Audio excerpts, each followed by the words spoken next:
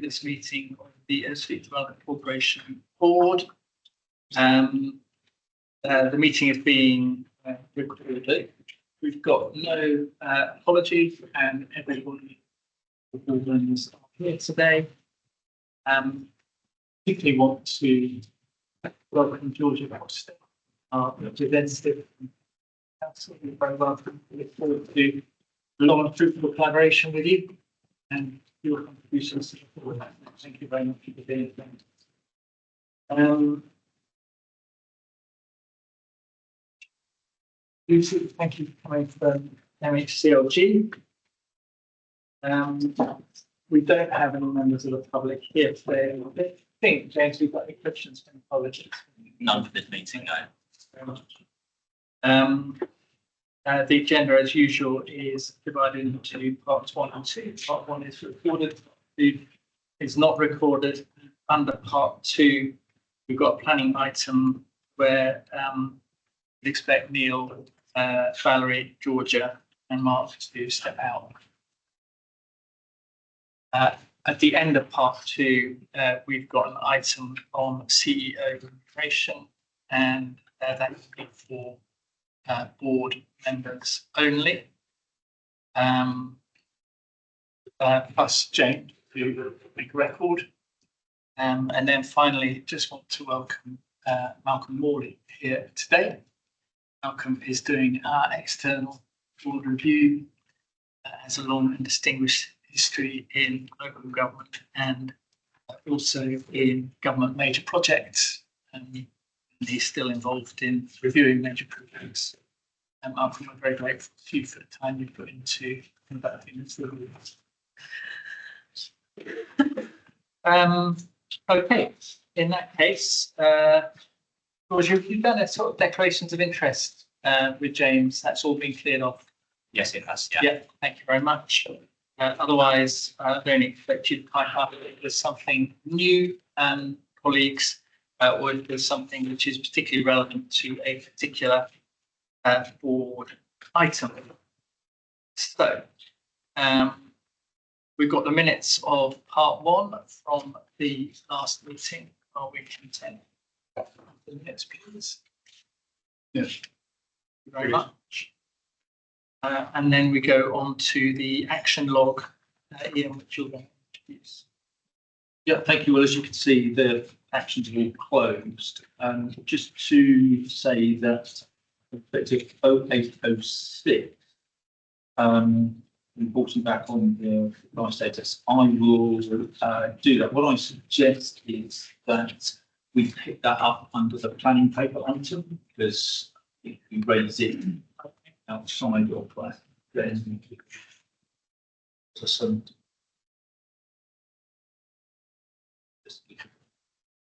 Thank you very much.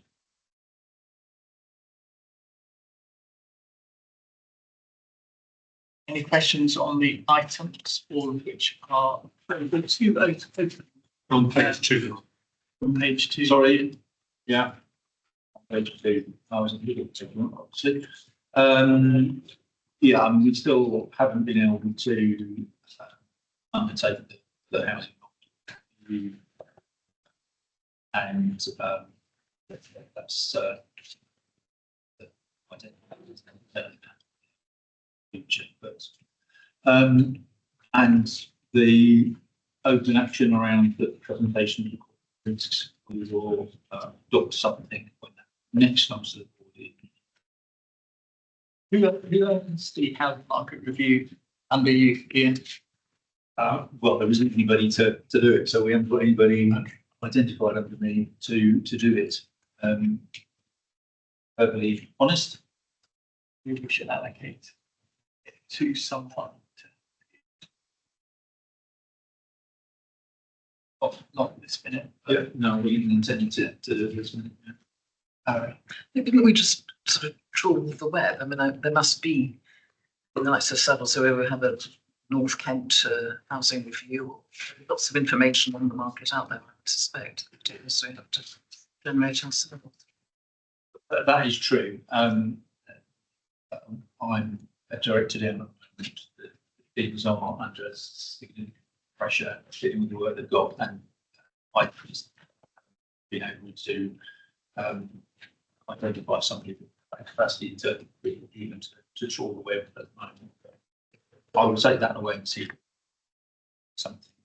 But I also, I don't want to do something that's only going to tell you what you can go on the web and read. Really. But we'll see what we can do that will be useful. Yeah, thank you. Okay. If we're content, we'll move on to Ian's report. Thank you, David.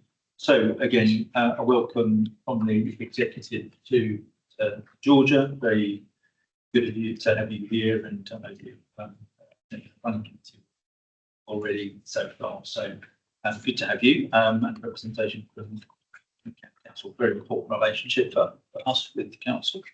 I mentioned a couple of other governance items here as well. So the recruitment process for the two vacant non-exec posts is ongoing. Good response, and I understand the interviews are conducted. We did 3 yesterday. So it's really good progress with that. We have reported previously about the boardroom apprentice. We were expected to program again. I think it's very unlikely that we will get this year. Run into a little bit of difficulty. I don't know exactly the detail, but there is still a possibility that candidate might be forthcoming. I'd like to extend my own welcome to Malcolm, and many of you will have spoken to me as part of these reviews. Also, process that's ongoing. We're in one of the years where that isn't. So we look forward to the outcome of that. In terms of budget allocation, as you can see from the report, we hadn't got the formal verification. That's still the case. There is an increasing level of confidence, I think, around the number that we are likely to be provided with. So you'll see from later on in the agenda, based on our work on that, we're still waiting for one number. The board are aware from previous conversations that we're finding, intending to provide an update draft corporate plan that will reflect those financial allocations. We have that level of confidence with at our board strategy day, 3rd of March, and that will also include a draft of the annual business plan. Item section 4 covers the Q3 performance report. So you've got a number of annexes there to describe the position as at the end of December. It is genuinely positive with many of the KPIs on track, not all of them, but I think 152 units were completed in Q3 homes completed. And that gets us at the moment to 407. So we think the outturn, as you can see from the table, is not likely to achieve the target that we set initially. But we think we'll settle at the end of the year, probably coming around. But, and I think that is part of a trend. Seeing the first consequences of the downturn in the housing market begin to come through. I think there's a strong possibility we might come into it later. That we'll see more of that next year as that lag works its way through the system. So I won't say too much because you've got all the detail in terms of the progress against the key actions. So no doubt we'll get some questions. I think one thing that's positive there is that 4.3 in the first bullet point highlights the fact that 100 of the homes completed are within our diversification KPI. And board will recall that it's always been quite a challenge for us to achieve those diversification numbers. I think again what we see here is that the change in the market is encouraging a number of houses to look at alternative products. And so we're doing still need product, particularly coming through, which certainly helps with that diversification. On the staffing side, I'm pleased and relieved that new Director of Corporate Services will start with us on the 16th. So, Andrew will pick up the reins and be able to hand over some of the new responsibilities that I've taken on over the last 6 months while we've had a vacancy there. And the board are obviously aware that this is my parents' board meeting as chief executive, process to recruit a new chief executive as well, and further candidates. David said we can put it later on the agenda part two on some issues related to that. But the formal procedures are now all in hand. So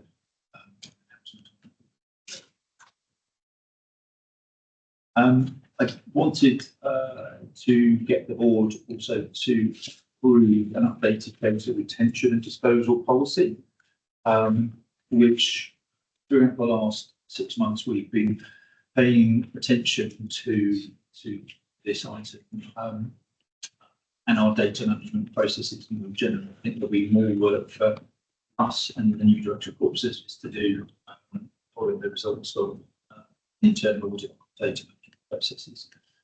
But leaving that aside, the data retention policy, we've updated it. It was quite a while since it had been updated. So that's there for your consideration. Neil raised a question with us about the reference on the draft policy regarding an ancillary spreadsheet. There is a very long, hundreds of rows spreadsheet that we had initially taken from MHCLG for their with all the different records and what the policy was in terms of data retention. We found that it's not really fit for our purposes. It's very extensive. So we're in the process of fining that down to be more appropriate for our scale and scope of organisation. My suggestion is, what our preference is to the board to approve the policy, and we have some reference to that policy to a standalone spreadsheet. I think maybe the reference at the top of the draft wasn't to be perhaps to affect better, but I would prefer to have the policy not changing, but actually the spreadsheet always kept more of a live document as different types of records get identified. I could see that. I think that might get amended. We still haven't finalised it, but so my preference would be to the board to approve the policy and recognise that there is an ancillary spreadsheet which gives the details of how very specific sort of record types get returned. So that's attached for you to consider. Thank you. Colleagues, let's just start with that data retention policy. Neil. Yes, I asked for the spreadsheet because if you look at Annex A, it says it varies depending on type, and you don't know how it varies. It could be anything. But at that point, I was unclear as to what we were being asked about.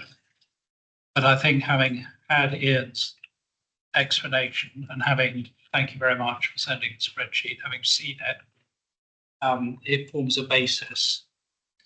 And I'm happy with the policy so long as there is a note that there will be a spreadsheet which is updated gradually, and the periods on the spreadsheet seem to be sensible. They're short periods for things like staff members' emails when they leave and permanent for board records. It seems to vary between 30 days for staff members' emails.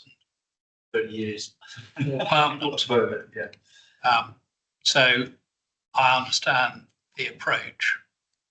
And I think so long as, and it may be that we ought to just, you don't want to have to come back to the board every time, but we ought to just be told when the spreadsheet is available. I think that it would be sensible when we finished reviewing this very long lines, get something which is more appropriate as we bring back, just to reassure you that this is our starting. But we can certainly. So I don't want to go on too long, but it seems to me that would be, if we approve the policy, that would just be an information item, because otherwise we'd have to approve it each time. Yeah.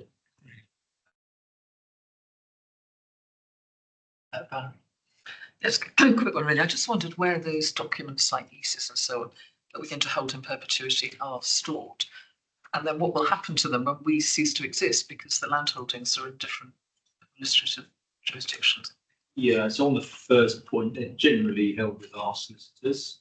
Right. Those documents are fairly standard practice. We certainly have copies of the originals. In terms of whether they go, well, that's a question. I mean, for the assets, if the assets go somewhere, typically in the past, with the operations closed, the residuary body that then deals with those, but they all find a home somewhere. And the documentation will follow the asset. So should that be in the policy?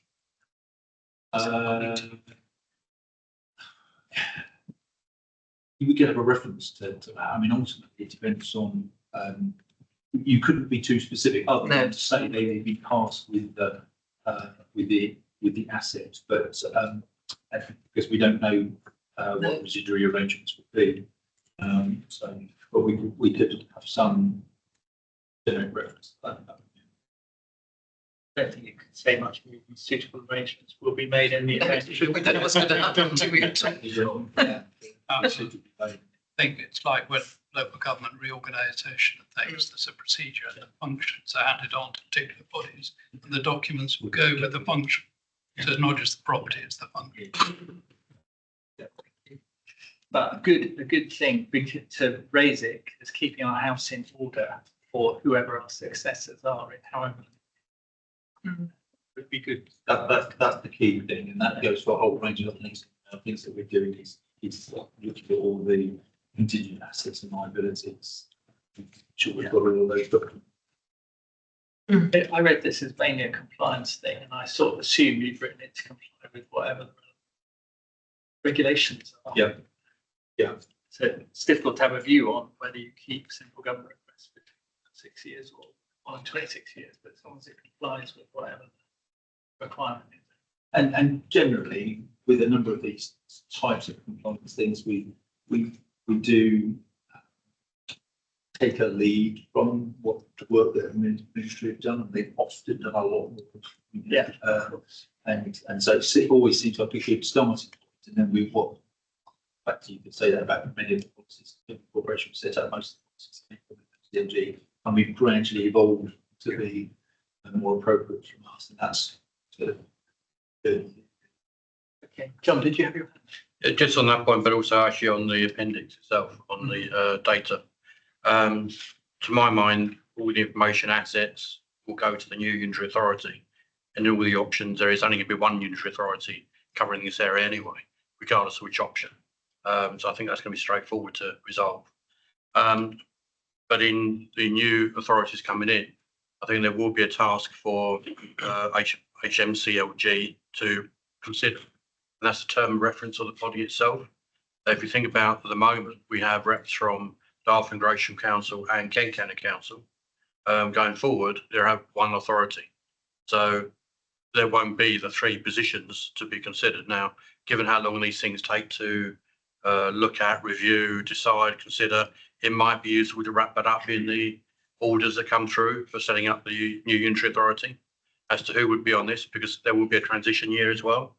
Would they be wanting a seat on the board? Tom, the ministry agrees one of them sitting on the board. We're sort of winding ourselves down at the same time as all potentially leaving. So I think it's something to be considered and thrown in the mix to be sorted out. But that's as an aside, really. The question I've got really is concerning on the appendix B on the personal drives on item 10 or paragraph 10, forgive me. To me, that should be quite a simple comment. There is no personal drives permitted because there's a data issue there. And if you go to most authorities, there is a requirement that you can't have personal drives or sort of plug-in devices that you can download information onto and take away. That's not what this refers to. So In that case, that needs clarification, because for me, I have a lot of information on a personal drive from my devices, but I can't use it in the office and I can't use it at the council. We'll make that clear, John, because what it refers to is my MHCLG EDC laptop.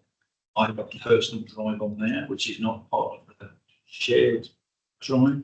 So that's what it refers to. But that's on EDC equipment. Yeah.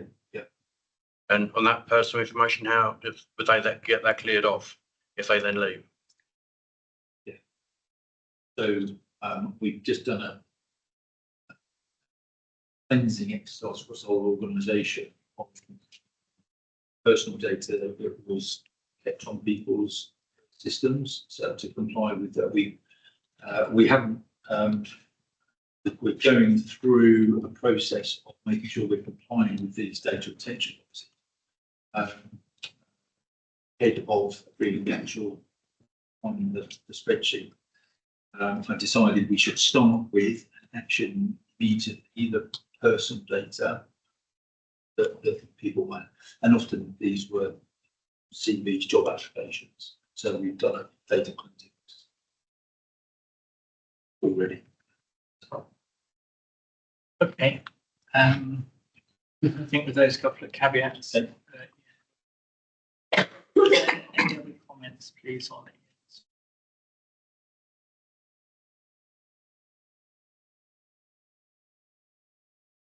Sorry, we still haven't answered the question. Sorry, what was Done the data drive. If they've got something personal on their personal drive, how do they get it off?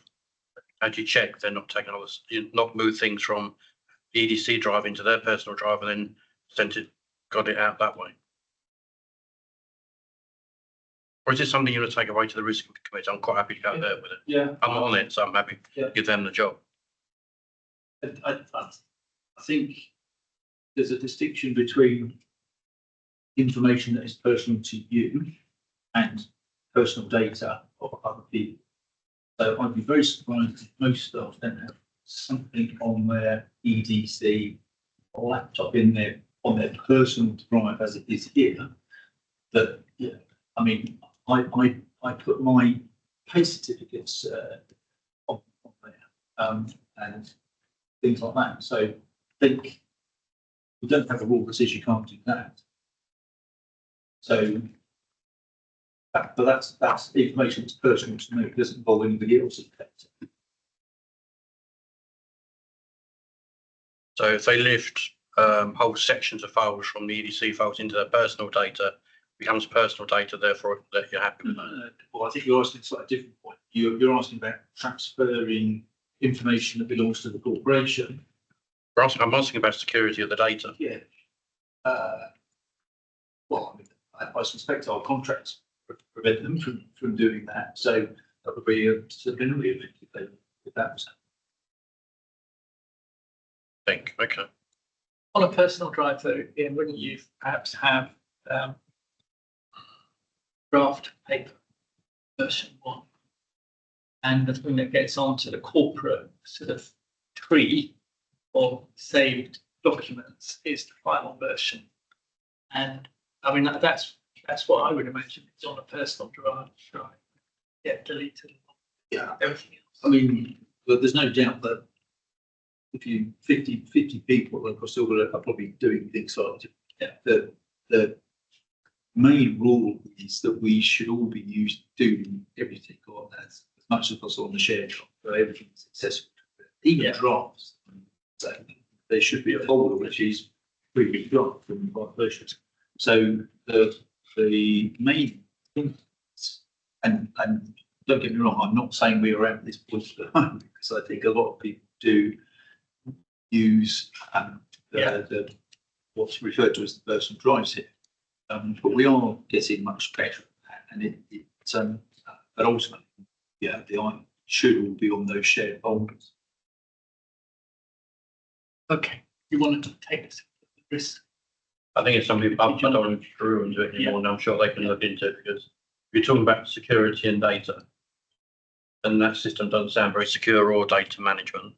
I don't want to draw it out much more here, but I'm sure if others are all happy with that, then fine. John, we have got an internal audit report, which is will be going to the next audit risk committee, which looks at our processes and practices, and it clearly sets out some improvements that need to be made. So, and that is going to be given as a sort of high priority for implement recommendations of that. So we've had a specific internal audit data management process, and they're not where they need to be.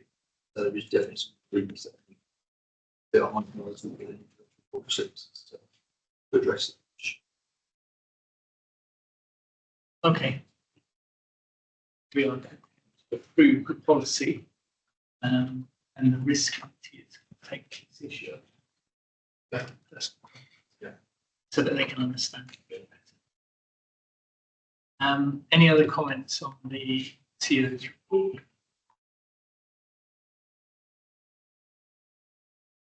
There's one thing I would say, which is that we're not going to meet quite a few of the targets, or a handful of the targets.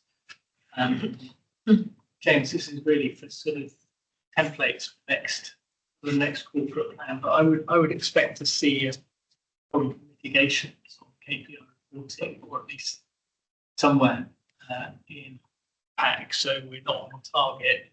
Well, what not just reporting that we're not on target, what we're going to do about it.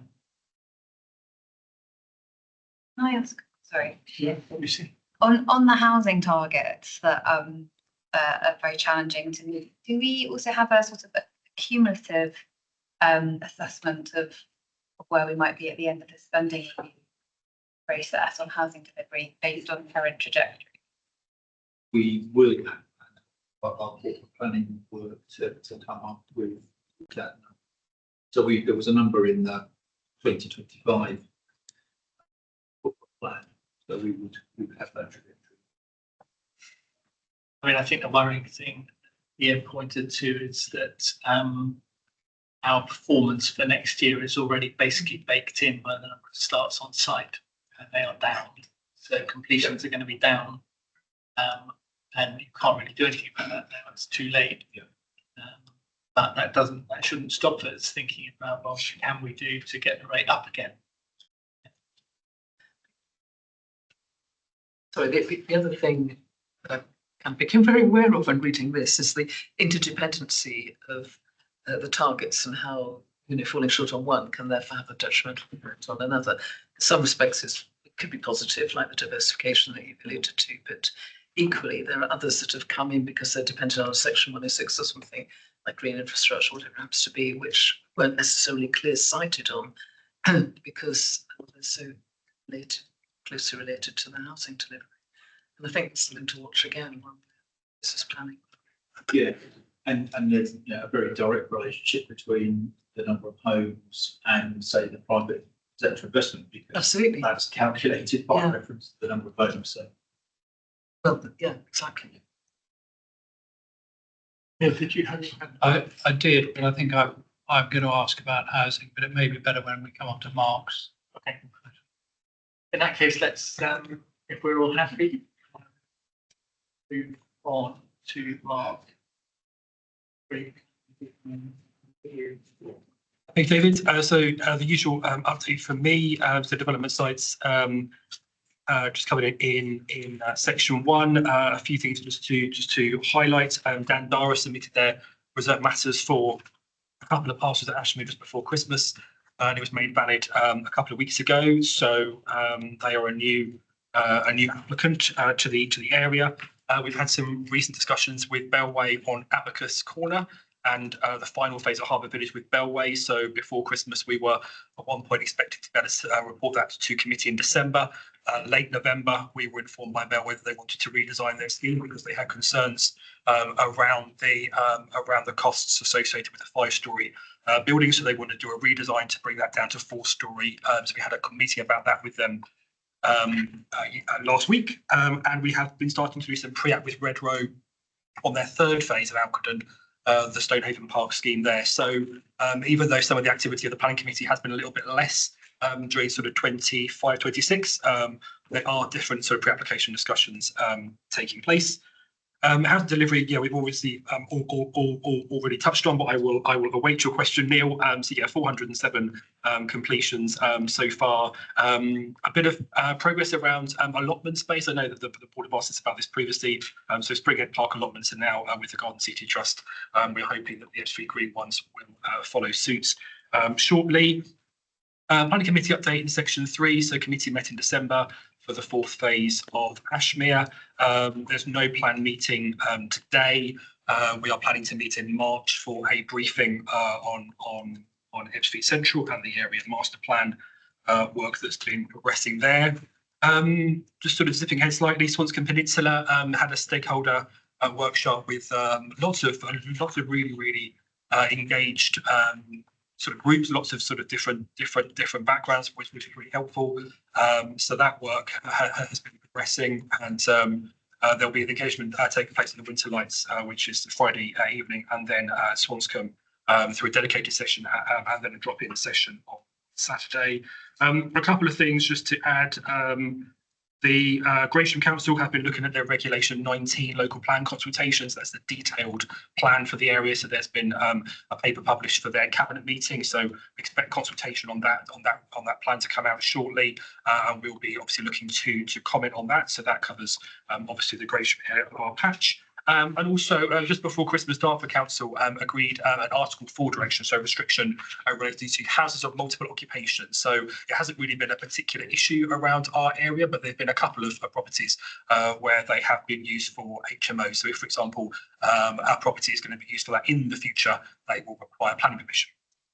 So I think that's a really helpful way to sort of keep track of sort of housing quality and planning permission to become a regulated HMO. To become an HMO under planning, you may or may not need a licence separate to the council regulation. So there might be a licensing approval as well as that planning approval. And then a couple of things, just one thing on the dashboard. We had identified an increasing risk around submission of valid applications and revised plans. I have been doing a bit of work over the last few weeks, just trying to look at, obviously, as well as the pipeline of planning permissions that I'm generally a bit obsessed with. It's also thinking about those phases that have been granted permission that haven't started. So what is our role around being able to sort of assist some of those developers, and then through that process, sort of reflecting on the number of applications, the large applications that probably have dropped over the last year, and then in some instances we haven't been getting revised plans from developers as quickly as you may otherwise expect us to. So it does feel as though there's a bit of a risk there because things just don't seem to be sort of being put in front of us as quick as we have seen in previous years. Yeah, happy to take any questions. Thanks. Thank you very much, and thank you for the plan of Eastern Quarry. Okay, yeah. Helps us to understand what you're talking about. Great, thank you. Yeah. It's on the starts, which we're all very well aware of on your dashboard. Yep. But 155, that is for part B. So we've got another 2 months to go. 3 months. The numbers are up until the end of December, so we have another course. So the questions were, how many more are we expecting? So then we can, in our minds, compare with the previous year. to get up to the annual figure. Does that include Cable Wharf, where there was a delay because we were expecting completions this year, but they didn't come forward? And it's an obvious cause for concern, so that I think you've partly answered it, but the real question is, what can we as a corporation do about it? Yeah. I mean, in terms of our planning function, we can be responsive, we can process things as quickly as we can, and so on.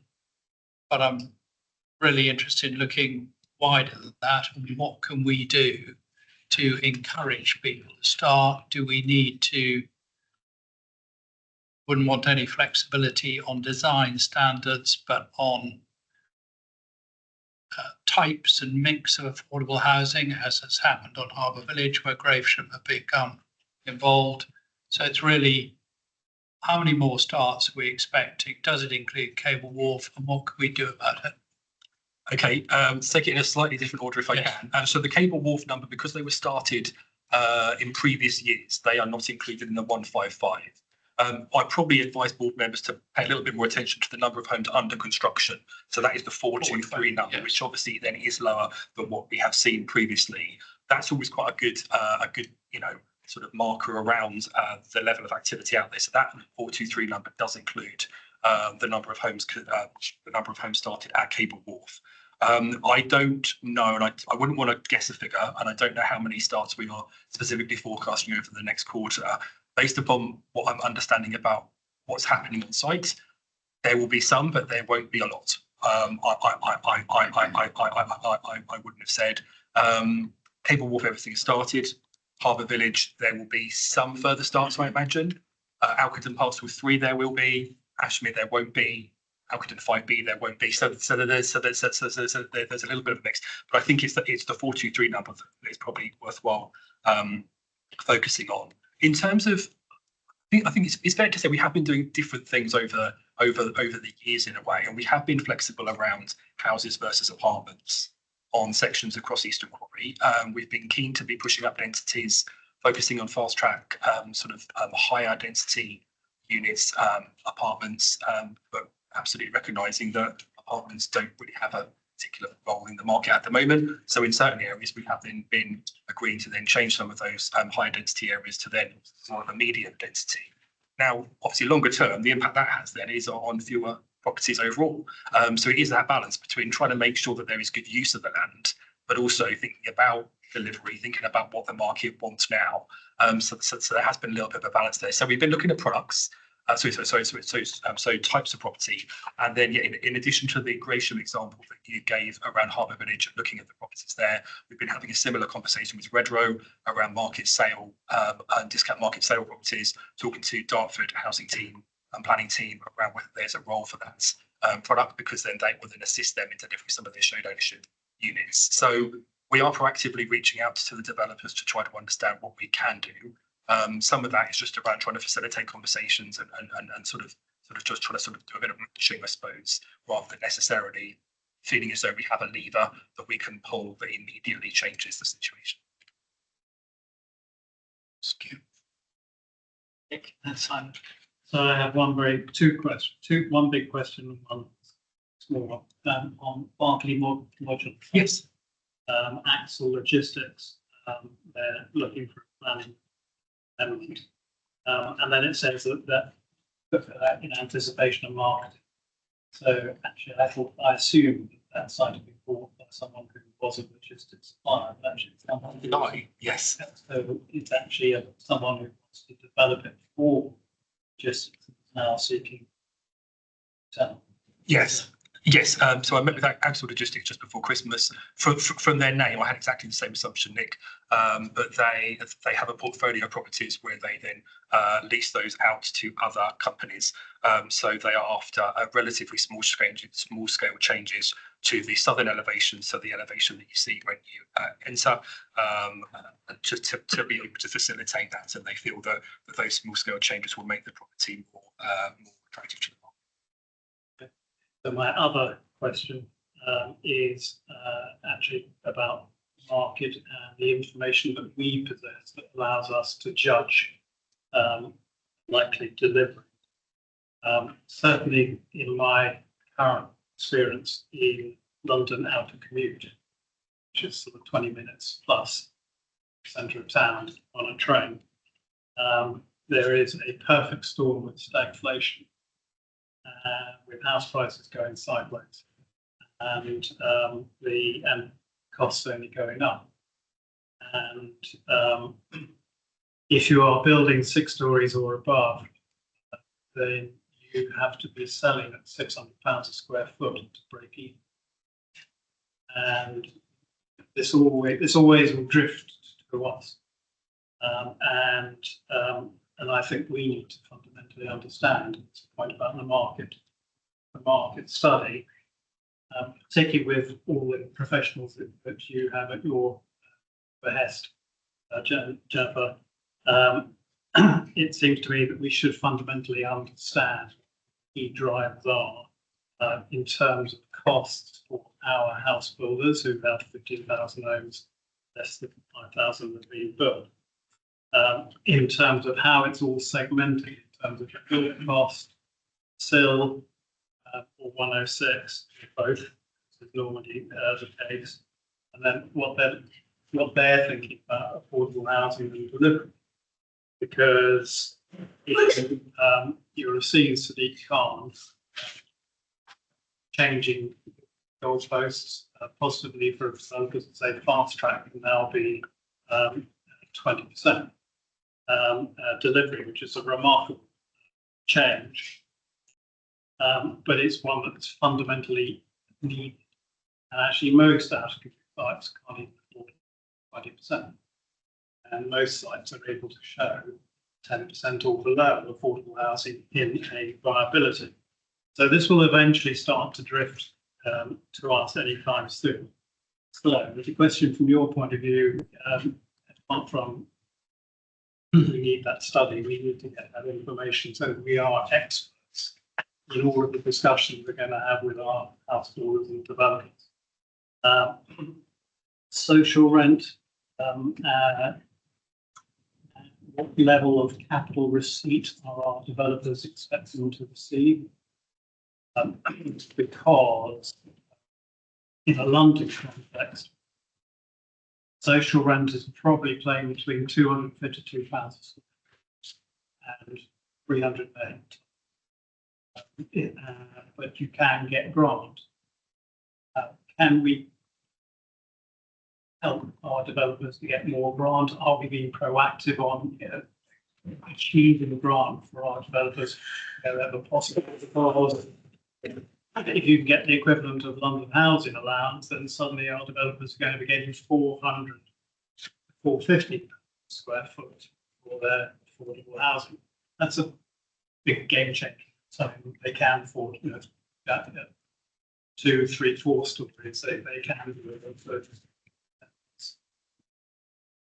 bit of a speech, but there was a question there.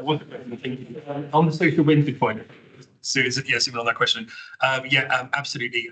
We are getting those that interest from the ministry, from Lucy and her colleagues. So we have had a series of meetings before Christmas just to try to understand sort of funding, and obviously there's been an interest to deliver social rented properties generally.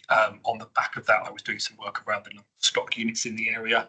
And the way in which social rented homes may assist with that.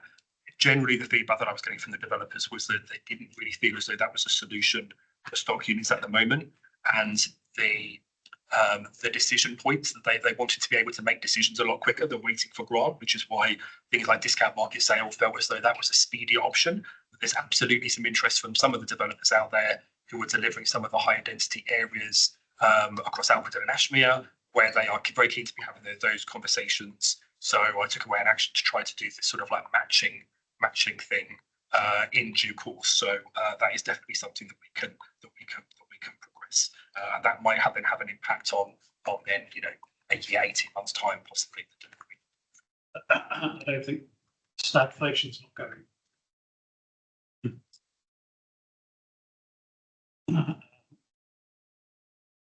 doing quite well at the moment with build to rent. But with 30-year money, 4.5%. No Americans coming. And it's extraordinarily hard to fund build to rent. So I guess what's behind this question is, do you feel fully equipped armed for these conversations, which are only going to get difficult over the next little while?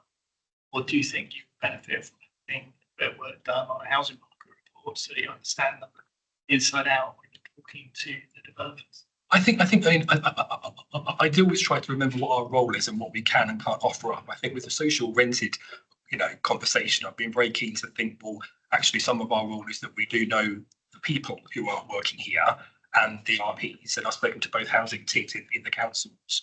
But obviously the actual deals would then be done with either an RP or by Homes England and HCLG in terms of sort of a funding sort of stream.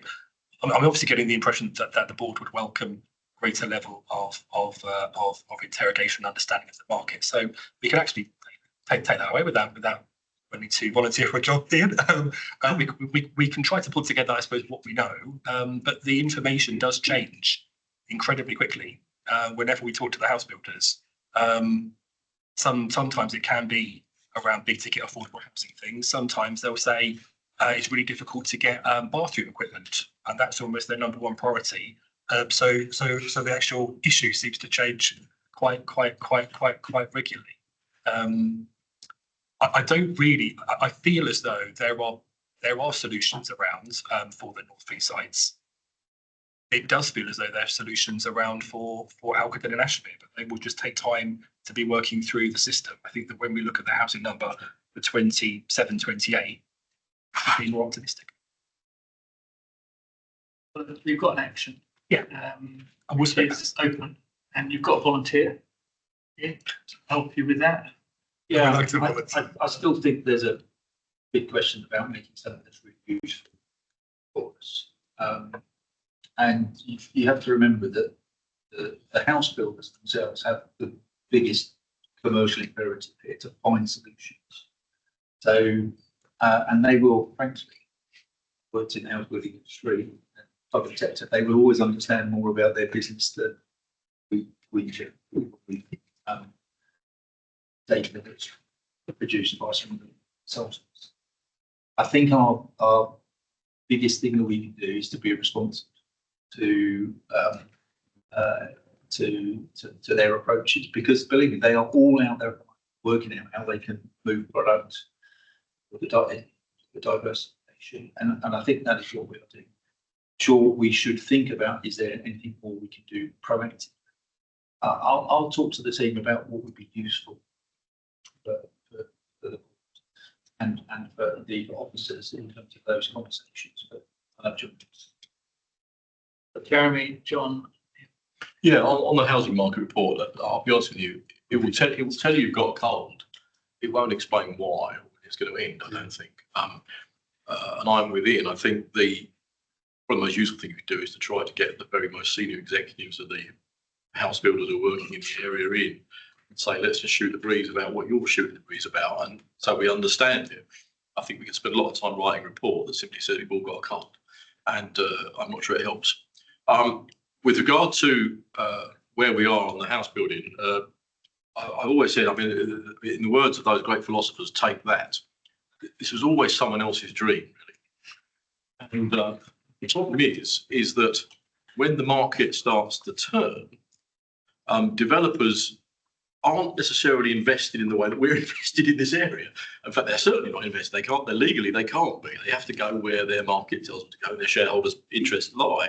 That may be in other parts of the country. It may be other parts of the continent. It may be just to sit back and do nothing and land bank for a while. And that's what we've seen over the cycle. Believe me, they can ride this out. What we're seeing, I think, rather than a report, is to look out the window and see that it's a bad time to sell a house right now. Bad time to sell if you want to move. It's a great time to buy if you've got a pocket full of cash, but it's a very bad time to sell a house in order to move. Very bad time to buy new. And people are realising that and not doing it. So I think we're in this phase now where we have to accept that we, sometimes we're the masters of the universe in this room and we're building a whole community. Other times we're buffeted about like a very small ship on a very big ocean. And we kind of have to adjust to that as well, and work our way out of it. So I think it's a gloomy, in terms of what's caused it, I'm not going to get political, but it's pretty obvious what's caused it. We had a new administration that we all invested in to actually, we knew that the job was about growth. It had to be about national growth and national renewal. And here 2 years in, I'm not sure we're starting to see that in quite the scale we all want to see it. I'm invested in that as much as anyone. It's not about wanting to see failure. I absolutely don't. I love this country and I love this economy. I want it to boom.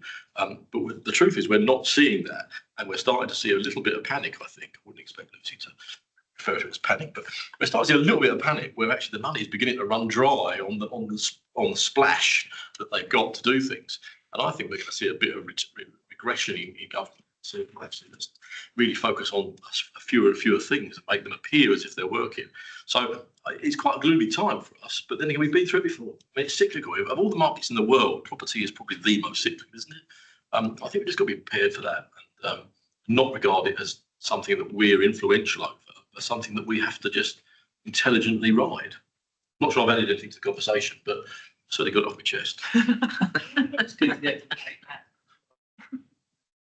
Simon, did you have your hand up? I did. I was going to, it was on a separate subject, which was sort of just understanding what tangible progress has been made on the Section 106s for Ebbsfleet Central East since we last met as a board, because you held up a hope at the last board meeting that negotiations were now progressing with a reasonable degree of alacrity and so on. But has that stalled at all? Yep. So Graham's document is now it's in an agreed form and it's on our website. So we have to publish it on the website and it's being circulated for signing. The Dartford document is very, very, very nearly there. We thought it was there, and then there was just one final question that has popped up. So there's just one issue around a title issue question that Dartford had, and then the KCC document still has some time to go. There is a few outstanding issues, and I know the applicant has been reaching out to KCC to try to resolve those points. So yes, a lot of progress on some, less progress on others. Okay. We're the applicant. Yes, when I say the applicant, I mean Jen has phoned KCC to try to get some progress. I don't want to be out blunt, but yes. Thank you. Good to hear that we're over the line with Grace rules. John and Neil. Just picking up on more Nick's points than Jeremy's. Jeremy would accept that I probably don't accept a lot of what he said, so I'll leave that point there. But on the issue of how do we get growth going, I think you touched on a few areas there about housing cost and values and everything else. We keep talking about social rent. Now, we have social rent, we have affordable rent. They're different things. Yeah, so like London living rent, London affordable rent, social rent. If I can finish what I was saying, yeah. So we have affordable, we have social, we have market rent, and we work that way in our council. And we're building that way in our council. And part of the problem we're finding is with HMCLG, in more to the point, Homes England, to be frank, to get action coming from them in a speedy manner, to get building happening quicker. We're up for it, we can do it, but we need more action from that particular department to make things happen, and we're struggling. As far as the developers are concerned, yes, we got that pushback on costs, and with the greatest respect to planners, they're lovely people, but they're not the right people to negotiate with developers about building costs, because you're more focused on the building and the delivery and what it looks like than actually what it's costing to do, and not necessarily plugged into how their mindsets work. And I think what we're finding is if we have somebody with a more of a building background or an architect from a building background leading those negotiations, you can get better deals from the developers.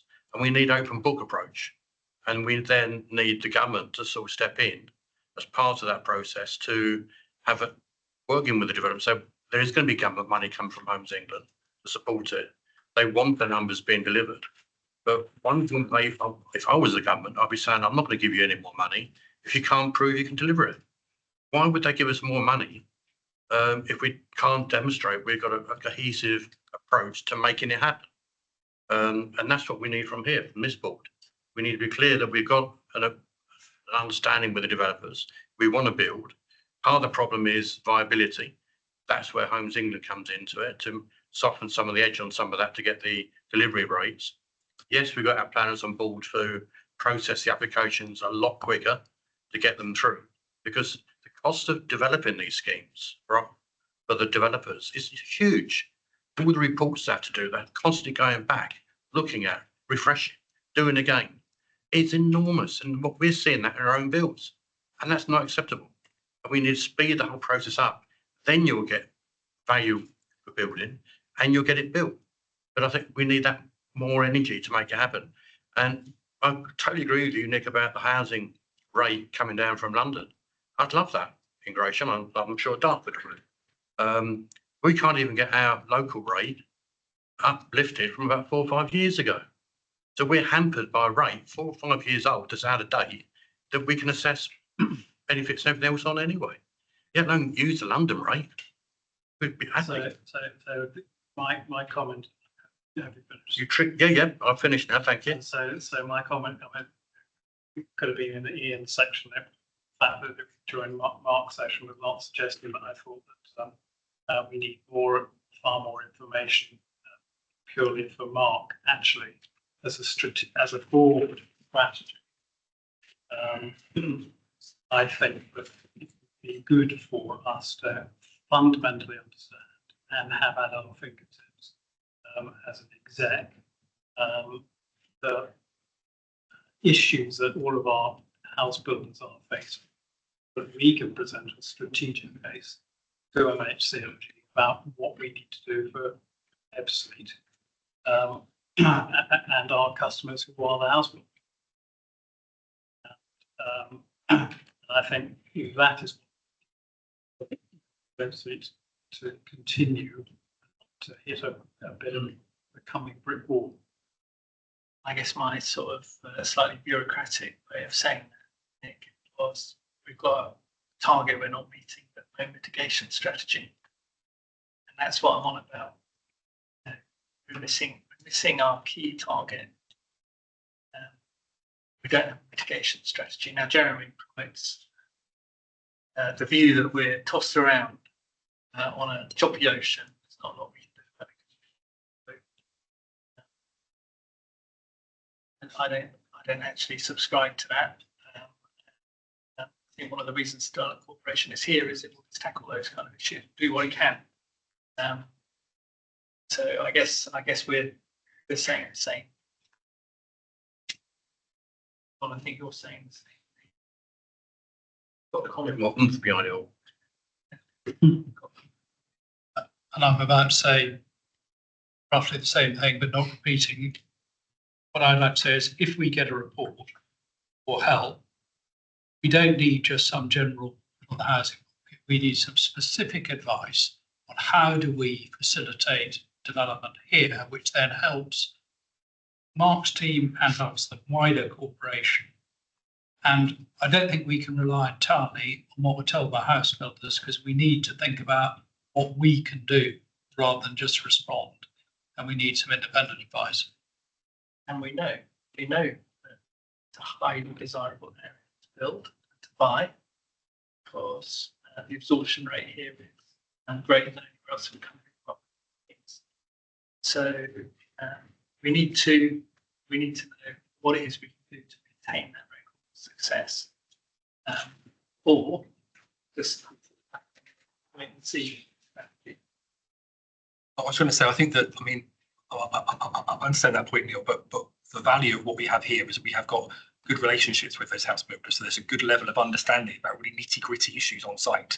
So when there is an issue about, for example, build costs, well, some of the team went out and walked around Redrow last week, and then they discussed things around materials and design detailing to really try to prioritise those things where it's worthwhile spending the money, and then possibly some things where there might be a saving if they're struggling, but it doesn't change the quality of what we're seeing and the quality for those future occupiers. So I think there is value in really trying to zoom in on what we actually know rather than being too high level. And because I don't think that necessarily those messages about a general sort of blanket market assessment will necessarily help us day to day. But the great thing is that the board is consistent. What we were asking for in September, what we're still asking for. Better understanding of how we mitigate against building completion. The answer might be in the end what Jeremy says, but other members of the board should be. In that. Yep. Okay. Now, I'm falling way behind my aspiration to deal with part one. So I really do want Kevin and Kerry and Mark to be very quick with the thoughts we had. Otherwise, I suspect on biodiversity we might could potentially be Kevin. I'm not doing biodiversity. That's what I'm saying. We're doing Ebbsfleet living. I'm encouraging you to be super speedy. Yeah. Right, fine. Yeah, so just everyone's read the report, hopefully. Just pulling out some of the highlights from that. You can see a huge range of activity occurred over the Christmas period. Of particular note was how much has been delivered by community and community groups directly. So really encouraging trend. Conclusion of our cultural exchange programme, again of note, and they are working with Arts Council England to bids to continue that beyond the current programme, which is encouraging. And really, finally, to keep it very short, I'll just say, again, a very long forward look, more than we normally have, which is really encouraging. This is normally the time of year that we might actually see a little bit of lull in activities, but for the first time ever, we've had to produce a brochure telling people how much things is happening over the next 2 months. Part that's because the opening of Weldon Heart and other buildings is meaning that there's other opportunities for us to deliver activities in the Garden City. And also in terms of our capacity building, we've just launched new programs around volunteer training and community development training, which we are sort of celebrating across the area. And again, because we have got these new venues, we're able to facilitate that. And a new Health Alliance group, which is a group of local residents delivering health and wellbeing activity, again, in part through the new Weldon Heart, again, is included in that. So again, just a really encouraging trend that, you know, things are not gloomy during the winter months, but if anything, there's lots of things happening and more opportunities appearing.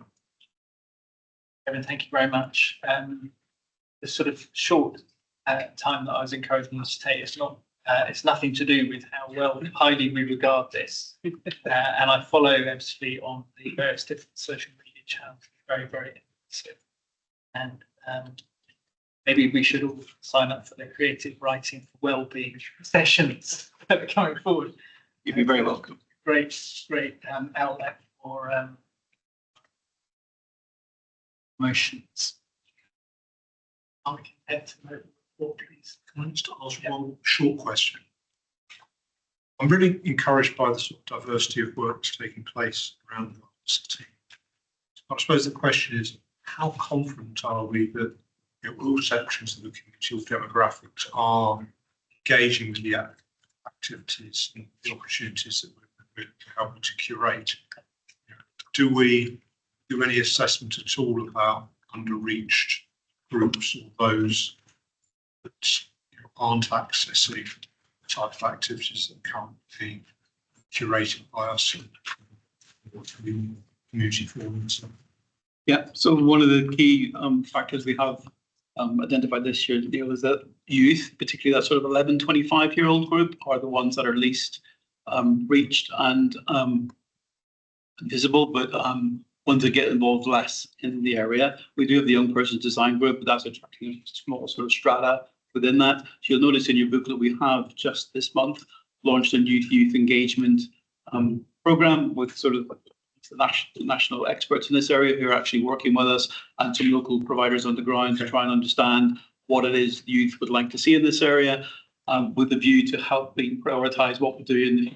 So again, that's just identifying one group in particular that wasn't being served, and we're trying to see what we could do for those.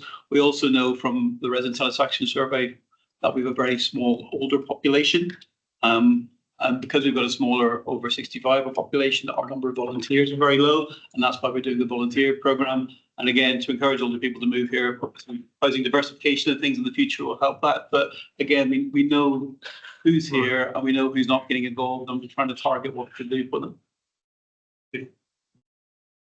Thank you very much.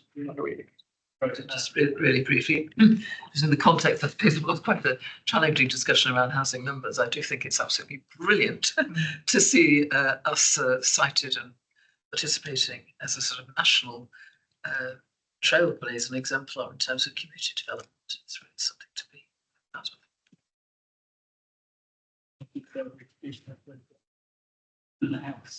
Thank you. Yes. Very serious. Let's have biodiversity then, please, Kerry. Thank you. Yeah, if I could just introduce Kelly, who's the Environment and Sustainability Manager, works in Simon's team.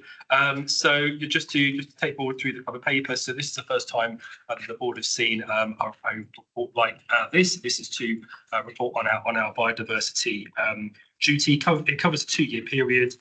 Just to flag, there is a slight discrepancy between the references to the applicable legislation between the exec summary and the report, but the content in section 1, which talks about statutory context, is the correct area. So this is being reported against the 2006 Act, which was then amended and strengthened by the 2021 Act. So section 2 then explains the bits and bobs around the legislation. Section 3 then explains how we have then complied with the duty.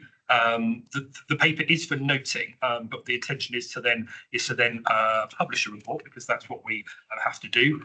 And the report is attached in Annex A. Because Annie's done all this amazing work, you're going to say a couple of words on. Yeah, thank you. As Mark said, it's published on our website, and it's a public report with community engagement. So we've delivered the key achievements that in section 7 through a number of partnerships working. So we've worked at wildlife, birdlife. And one of the key achievements that we're really proud of is our biodiversity audit. That was or is our first comprehensive phase over 80 hectares we've audited. So it's really enabled us to show where we need to target action, and it's led to us delivering some tree planting and hedgerow restoration and planting. Some of that was community. And really this piece of work provides us with a foundation to plan our future enhancements and restoration. So that leads me on to section 13, where we've set out our future priorities. So we're definitely building on what we've learned over the last few years. So just a couple of key priorities I highlight. We're going to be strengthening the work we've done around community engagement. So you might recall our green map that was published produced last year. We're going to be using that more to highlight our volunteering page on there, so that the community can get engaged. We're also going to be creating more chances for residents to get involved in local nature recovery. And alongside that, we're going to be working more closely with schools. So we've done some school engagement already around the green map, but we'll be looking to deliver workshops and learning sessions, hopefully supporting young people to understand biodiversity and why it matters in the Garden City. So finally, the report sets a clear direction for the next 5 years and shows that we're really committed to enhancing habitats, engaging with our communities and driving nature recovery at scale. So yeah, happy to answer any questions. Thank you very much. Please. Simon and Mary. Bit of a niche question, but do we as a planning authority mandate or encourage the use of Swift bricks in new build housing? It isn't a specific item yet. Obviously, it has been referenced in the MPPF, the consultation version that came out before Christmas. So as and when the MPPF may or may not get adopted in its current form, and then that cascades into policy, we may do. We have been looking at burden back boxes, for example, for some time. As ever with Ebbsfleet, different sites have different requirements and different mechanisms to be delivering things. But I don't think there's any Swift boxes anywhere yet. No, so I'm saying. No, I just think it's an opportunity for us to be a trail finder in this, in terms of, seeing the opportunity to get Swift bricks included in new build housing, because of it. It's far easier to do that at new build stage than it is in terms of retrofitting boxes to houses. Yeah, and it's definitely the direction of travel from the government. So yeah, So I just encourage us to look at that in all issues. Thank you. I was just, it's not really a question, more of an observation. I enjoyed the report. And I could understand, obviously, the duties that we now have, and we've now got this baseline plan. At one level, I'm thinking to myself, well, gosh, we could easily achieve enhancements, partly because of the entry requirements through planning, partly because we're creating green infrastructure and so on. And then I thought, gosh, actually, if we're super successful and build lots and lots of houses, there could equally be degradation. So I was thinking particularly, say, of the river management plan and so on. So I guess it goes back to what you were kind of saying before. Do we put mitigations ahead of time? How do we manage things like that, as it were? As we're building one that hopes at a higher rate, particularly with infrastructure, greater rate elsewhere. Yeah, definitely. I think that's part of the community engagement work that we're going to be doing, sort of explaining about how we sort of care for our environment and how we help, but also using the green map as a way of letting us know where there are areas that need intervention, and really incorporating that in our work. So we're sort of mobilising the community, is what they say, to kind of to get interesting. And just to add, if I can, I mean, it's an interesting point that came up in some of the Swanscombe Peninsula discussions recently around how we can balance public access and then support greater availability of access and sort of safety and sort of ease, but also then thinking about then those ecology features out there and the reasons why the triple SI was designated. So I think we've got a good understanding of growth in the area. So when we are looking at the design of those open spaces, we should be then thinking about the way in which they're going to be used and then the specific design of those to cater for the growth and hopefully the way in which people access them. Thank you very much. Just one comment on the section under financial impact. You say we're on budget. You don't say what budget is. You say we will be on budget. So I think at some point, appropriate point, we need to understand what this is costing, what it has been costing, is going to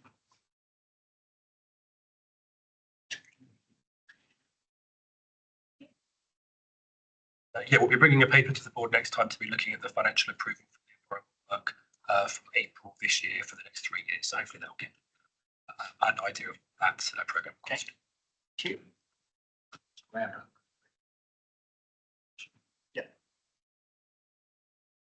Yeah. Thank you very much, Ali. Sorry to call you Kerry. All right, we're on to you, Jen and Paul. Great, thanks. I'll take my section as read, just a couple of highlights before I hand over to Paul, which is that at the start of January, 6th of January to be precise, we commenced the first formal stage of our contractor procurement process for the infrastructure to enable the first phase of development at Ebbsfleet Central. The submissions are due in mid-February, and so far a really good level of interest has been seen on those documents on our tender portal. And the other thing, just to flag, to note again the progress on the community buildings at Weldon, and notably the completion now of the Weldon Heart, which actually since writing this paper has now been formally transferred to the Garden City Trust, who are in the process of sorting out their formal opening. So yeah, great progress, and we continue to monitor the progress of the Weldon Wellbeing Pavilion, which we're hoping will complete around April time. Yeah, Paul. Thanks, Jen. Yeah, just a couple of key infrastructure updates. Springhead Bridge, the schedule of inspections has now concluded on Springhead, and that's concluded successfully. So we will now be taking conversations and reports to KCC to facilitate the adoption of the structure and the eventual purchase. So that's a positive conclusion within the reporting period. From an electricity supply infrastructure perspective, the Northfleet Embankment Primary Substation construction and cold commissioning has completed. We have working with UKPN for them to resolve an issue with an adjacent flint wall that is preventing them from completing the actual perimeter fence of the primary substation. And awaiting their proposals for them to actually facilitate that repair. On the fast track main tunnel, KCC in the period have announced their contractor, Erith, who they're going to be working with to deliver the new beam tunnel, and they're due to commence works on site beginning of March. Albeit we understand there are some preparatory works currently being undertaken on the road, the spine road. That goes down to Bluewater to facilitate the actual rock netting. So to all intents and purposes, they've made a soft start on site. That's it. Happy to take any questions. Thank you. Great news about the tunnel. So the Springhead Bridge, it's now got clean bill of health, is it? We can pick up further in part two, but yes, there's good results from the testing that was undertaken.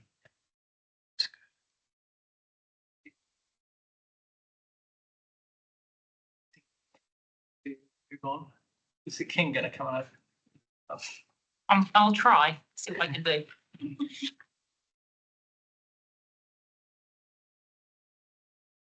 And then we've got the finance report. Yeah, thank you. I'll be very quick just to point out two principal figures in the programmes. That's the 18.18, isn't it? Down 700 or 1,000 from the previous forecast in November, and as you can see at 3.8, that is almost entirely down to I got progress being made by KCC corridors phase 3 to point where it's faster than the others. So that will slip into next year. We are on track for the programme Arndale to pretty much on budget. You've got as an annex the breakdown of the admin spend as well. Again, we're generally on track there. We're certainly going to spend all of the MHCLG grant, and that will leave us, because some spent across the admin is set out in the paper, that'll leave us some things which we would ask the department that we transfer into next year. We need to ask them to be able to do. They've been very obliging. Thank you. Just on the 720,000 transferred to Kent County Council, that's more or less 5% of our flexibility for the next 5 years. Doesn't seem a good excuse that there's some sort of bureaucratic obstacle to getting the money over the fence to KCC. Is that not something we can pull all the stops out on and get it out the door?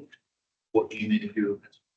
Well, it says Kent is unlikely to make sufficient progress on the proposed schemes to meet the conditions within the grant funding agreement. Yeah, so I have our grant agreement requires that the recipient, in this case KCC, has made sufficient progress in order to be able to pay the grant. We have had circumstances in the past, dare I say, where we have paid money out, sometimes to KCC, time ahead of them, and they failed to deliver. So, as the accounting officer, I have to ensure that not transferred consequently to the authority. So it's my call that, so I don't see that as a bureaucratic obstacle. I think that is me being the prudent actions. I wasn't thinking bureaucratic obstacles that are indeed. Thinking ACC's in. Well, so I mean, they may not be seen as bureaucratic obstacles, but I think they have had some delays, which has been frustrating to us because we were until quite late. And yeah, I mean, Paul and I, there was one of the schemes actually. There's another scheme where I've had to satisfy myself, but I have satisfied myself. They've made a sufficient progress. Another £500,000 but they haven't made sufficient progress. They're not close enough to entering into the conditional contract, which is about 472. So yeah, we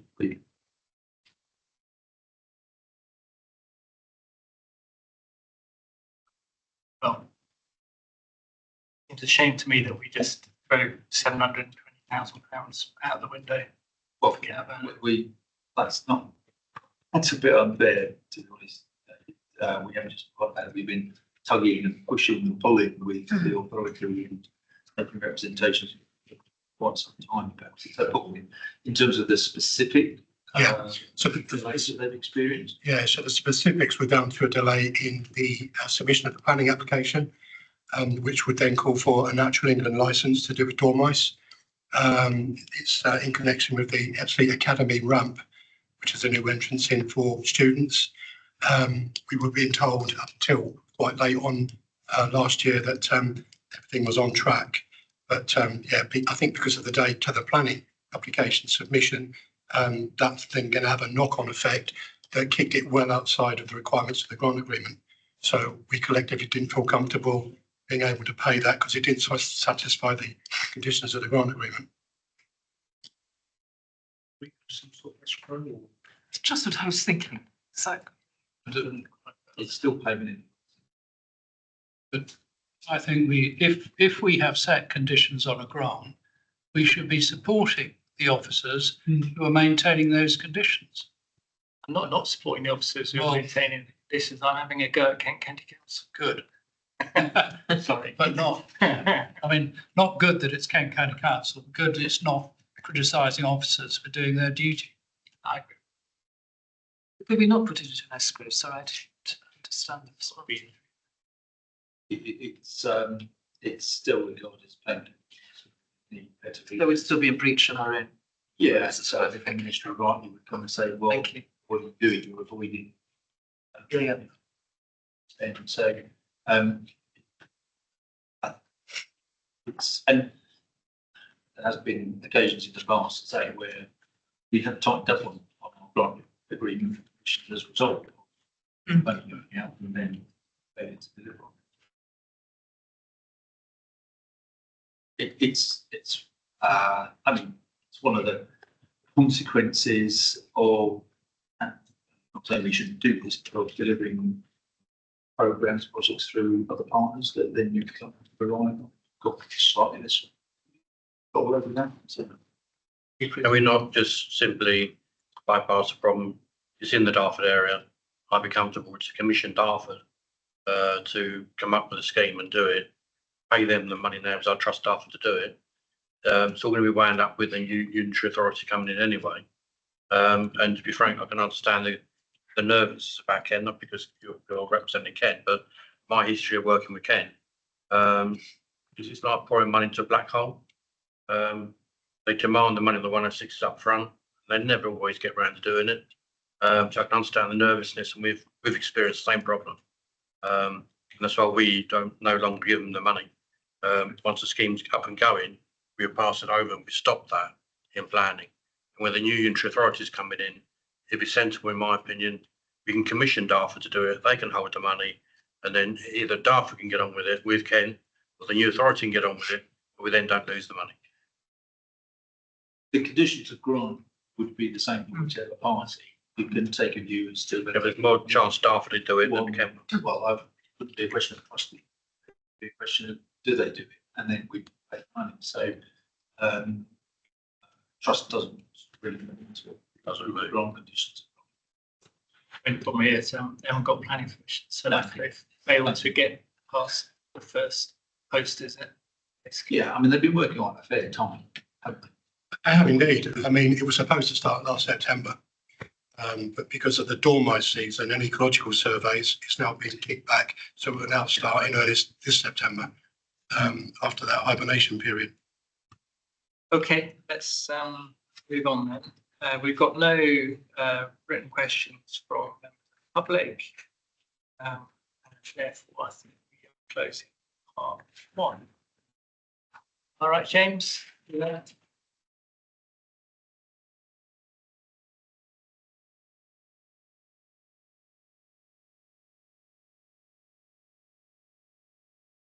Yeah, thank you very much.